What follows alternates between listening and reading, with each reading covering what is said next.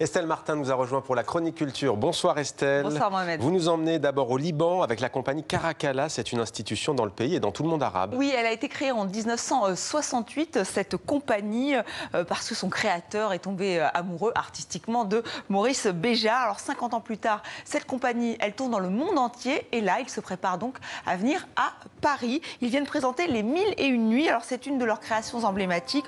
On y retrouve ce mélange d'Orient et d'Occident qui a fait leur singularité. Alors ils sont en pleine répétition en ce moment dans leur théâtre, parce qu'ils ont leur théâtre et leur école de danse. Et nous sommes allés à leur rencontre à Beyrouth, au Liban.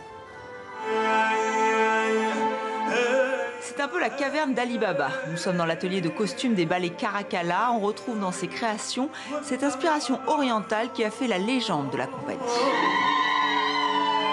Pourquoi nous sommes riches? Parce qu'on utilisait l'histoire arabe au passé, la civilisation arabe.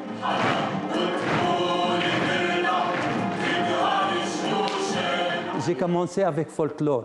Et puis, quand mon style a évolué d'être un style international, j'ai commencé à faire Shakespeare, à faire tout ça. Abdel Halim Caracalla, c'est le maestro. C'est lui qui a créé cette compagnie après un coup de foudre artistique pour Maurice Béjart. 50 ans plus tard, il célèbre cet anniversaire en présentant sa version du Boléro à Paris. Ce sera au mois d'octobre.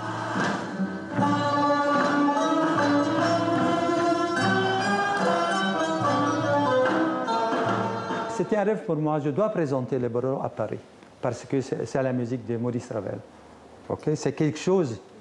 Maintenant, c'est quelque chose. C'est un boléro qu'on présente avec une chorégraphie signée style Caracalla qui est complètement différente. C'est un mélange, un amalgame de l'Orient et de l'Occident.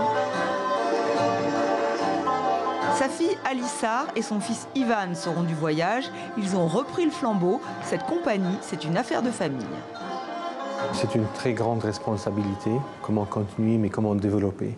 Et Caracalla était la première troupe de danse professionnelle dans le monde arabe.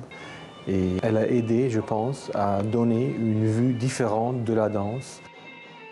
Tous ces trophées, toutes ces photos attestent du chemin parcouru. Mais leur grande fierté, c'est d'avoir créé leur école. Ici, plus de 2000 élèves perpétuent le style Caracalla.